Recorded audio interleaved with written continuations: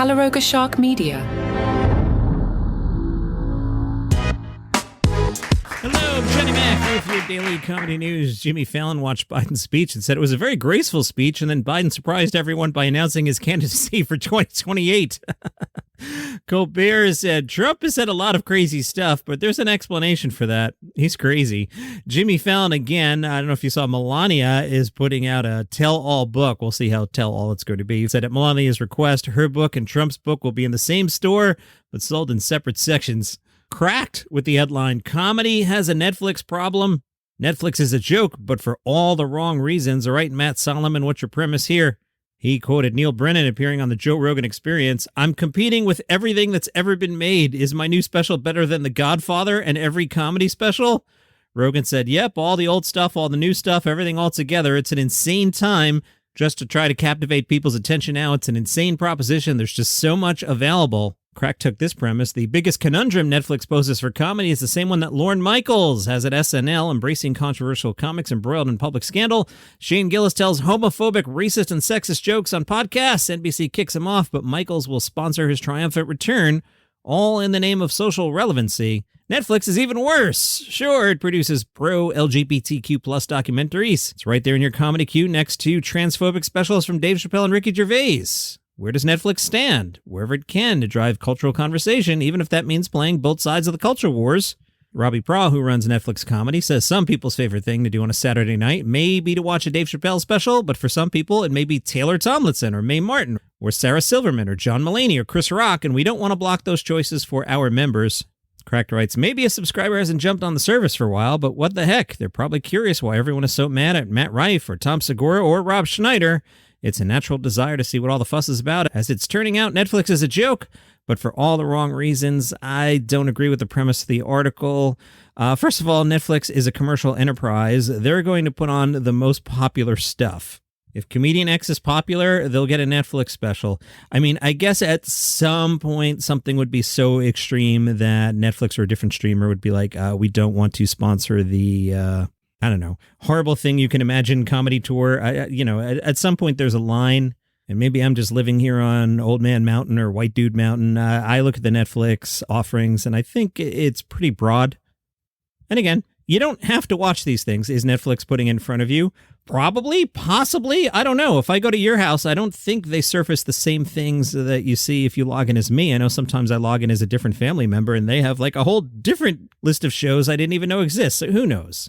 Dane Cook played the Zombie Montreal Comedy Festival last night. I didn't realize that show he did last night was free, just like the one tonight for Eliza Schlesinger. She's there tonight. You can see it for free at the Place des Festivals, which is how it's pronounced in French.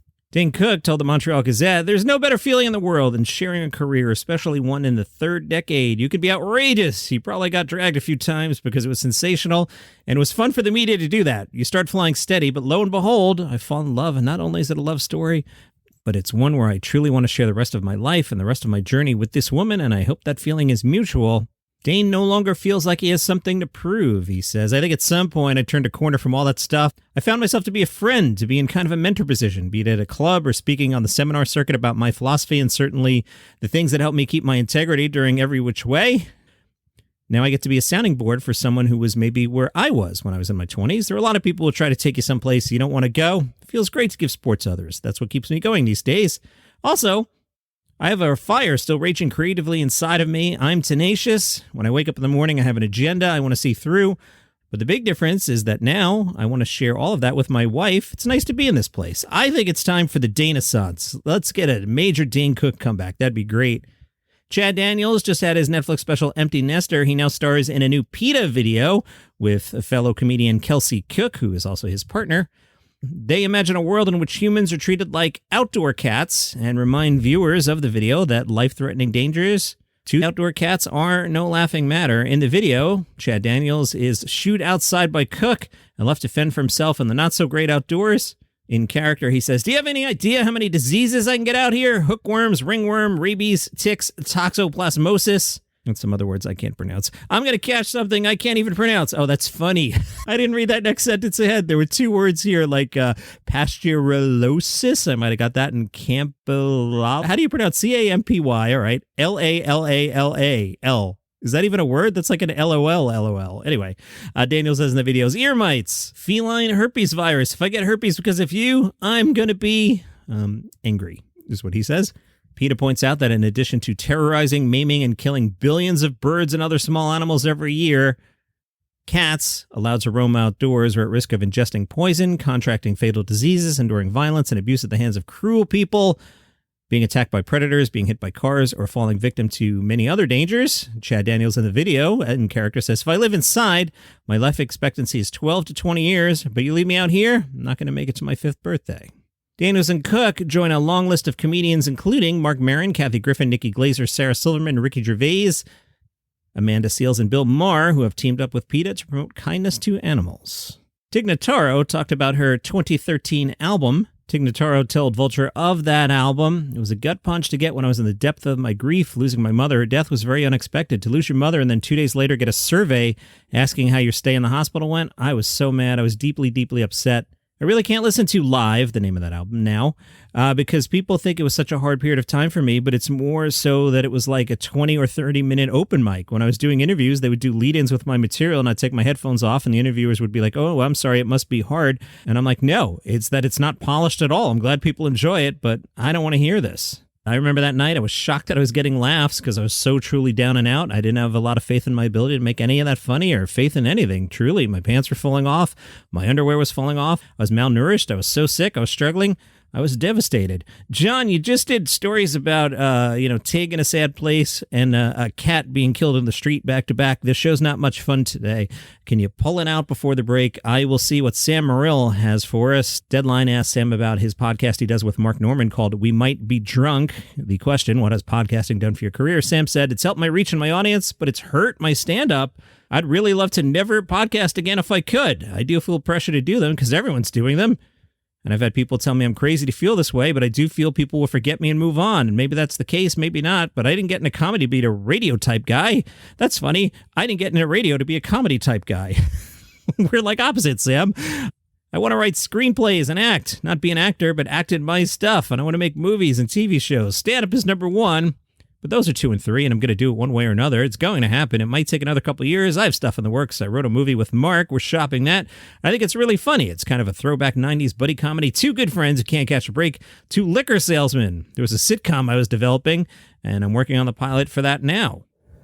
I've had this one in the queue all week. Larry the Cable Guy, a friend of mine. I will truly call him a friend, not just somebody I know, and a really cool person. He's got a Larry the Cable Guy .shop official merchandise. I haven't looked at this yet. I'm like, let me click on it and see what he's got. All right, we can get a beer label t-shirt that says Larry the Cable Guy, a nice black t-shirt, $30. A bull skull t-shirt, also $30. A Western Crest t-shirt that says Get Her Done in kind of a Western font. That looks good. One that says Larry in almost like a baseball script. That looks good. Some camo-based baseball caps that say Get Her Done. And that's really it. Not much to make fun of there, Larry. You're not helping the show. It's Sunday. Weekend filler, bro. All right, Kathleen Madigan, who I'm also friends with, also has a store. Let's click on merch on KathleenMadigan.com, see if there's stuff we can make fun of here. Let's see. She's got a Madigan's Pubcast hat for $35. A baseball tee. I always enjoy a nice baseball tee. Mystery grab bag for $6. And then she's selling her albums. Let's see what's in the grab bag. Pick your size and get a surprise shirt from the vault of previous Kathleen Madigan shirts. $6. Boy, there's nothing to make fun of. This segment sucks. Why did you leave it in? Why not? All right, let's go to JimGaffigan.com. Does he have merch? He's got a store. Come on, Jim, hook me up here. Gaffigan parenting quote glasses. Oh, I've made fun of this before. Don't you want a shot glass with a parenting quote from Jim Gaffigan? You know you do. I mean, what's cooler than a shot glass that says, raising kids may be a thankless job with ridiculous hours, but at least the pay sucks. I mean, how sweet is that? Thank you, Jim Gaffigan, for halfway saving the bit. From Late Nighter, Jay Leno revealed when he replaced Johnny Carson, he initially planned to call the program The Tonight Show starring Jay Leno, but Jay Leno's mom was like, don't do that.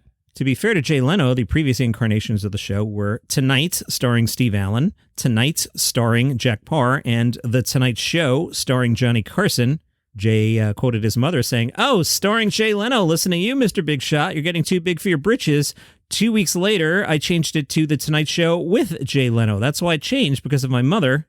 Bill Carter, in his book The Late Shift, says Jay had steered clear of starring Jay Leno out of concern that he would look too presumptuous, claiming a star title on his first day on the job.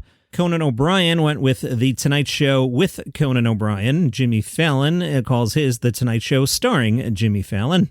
Sean Davies wrote a lengthy article for Chortle with suggestions on how to fix the Edinburgh Fringe Festival. Every year this time we hear how the Fringe is broken. Here are some suggestions. Number 1, say no to the extra show. Sean says, every year at Fringe, a handful of shows excel and sell out their run. What follows is a scramble to add extra shows so more people can see the show. I completely understand. The show's popular. It's a chance to make some more money.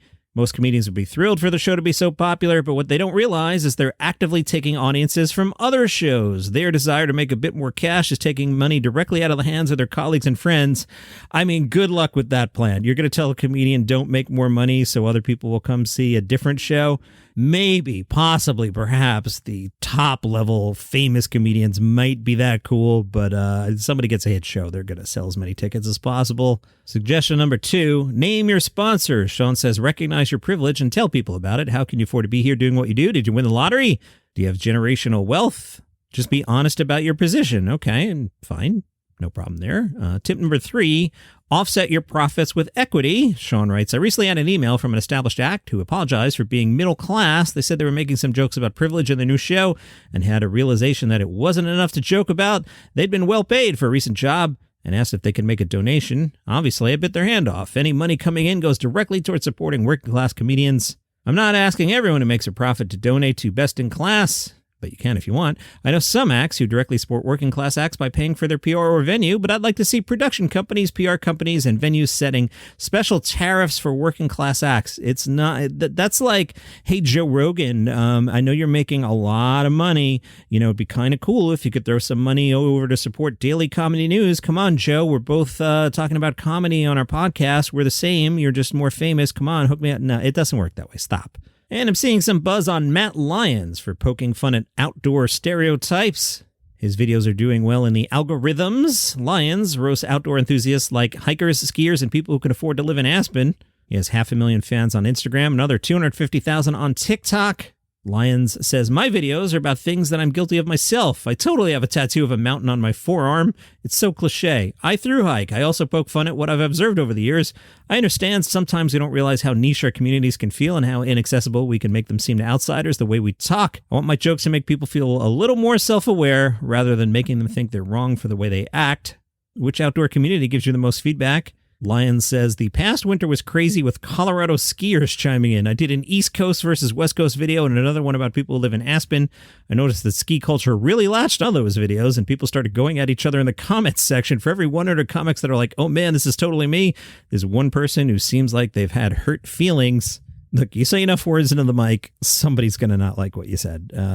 So Lyons says, there's one person who seems like they've had hurt feelings. Oftentimes I'll click on that person's profile and they end up being the exact image of the person. I'm not trying to be mean about the way I portray these groups. Again, I'm the exact person I'm making fun of in my videos. I always try to be family friendly. I don't curse or make crass jokes that you couldn't watch with kids. I want people to be able to send it to their family members without it being weird. My whole vibe is to stay lighthearted with my critique. Amen, brother. And that's your comedy news for today. If you enjoy the program, or if you still enjoy the program, tell a friend about it. If you think I'm a jerky face, tell other people I'm a jerky face. They say all publicity is good publicity. So Johnny Mac is at jerkyface.com. Hopefully it goes viral. See you tomorrow.